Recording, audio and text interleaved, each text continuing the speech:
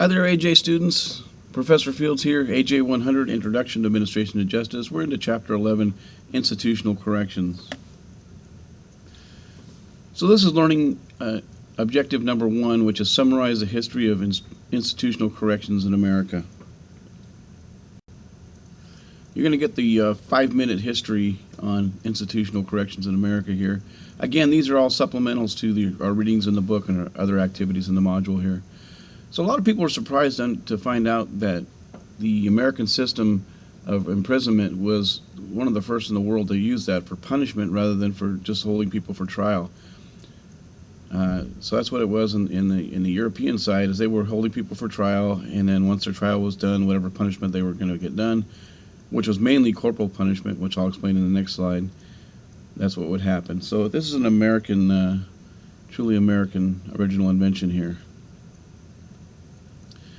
So correction was based on retaliation. Remember we talked about that in the prior modules, some of the when we went over the trial, what are some of the outcomes of the sentencing. One of them is retaliation. And so early American prisons, when you got sentenced, you were sentenced to some kind of corporal punishment: hangings, floggings, branding, stocks, which is you see in a picture here, the guy with his head and his arms in the stock, and you were put on public display. Everybody walked by and saw that you'd done something wrong, and it was supposed to persuade you not to do that in the future.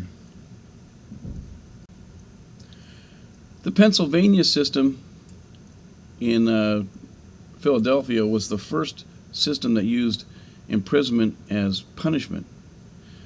And the idea was to isolate and keep the prisoners in silence, what we call today solitary confinement.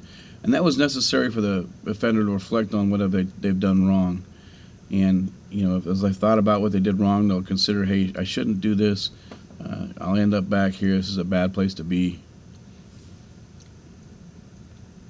Well, philosophies changed. In the early 1900s, they started looking at the rehabilitation side, saying, hey, maybe we shouldn't just warehouse people. We should rehabilitate them so when they get out, because almost everybody's going to get out of prison, when they get out, they're better human beings. And so the Auburn system, Auburn, New York, they started putting the prisoners into uniforms, and they did either work crews where they worked outside of the prison.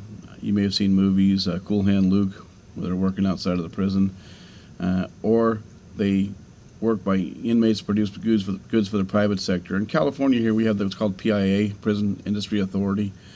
And what they do is they make furniture and other things for public consumption to be purchased by the public. So they're not just sitting there in the cell all day playing cards or watching TV or working out. They're actually doing some good.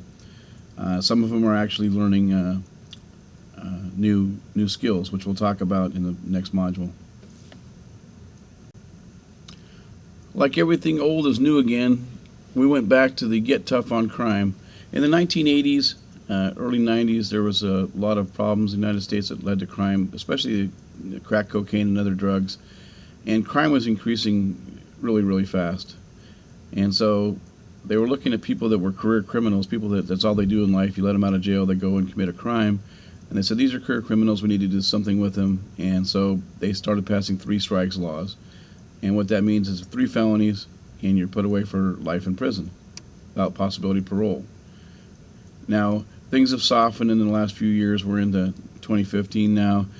Prop 36 in California passed a couple of years ago, which reformed the 3 strikes law that said not all felonies, such as stealing, shoplifting. Shoplifting with a prior is a felony. They changed that to a non-strike felony. In other words, they're looking for violent felonies, people that are robbing people, raping people, murdering people, that type of stuff.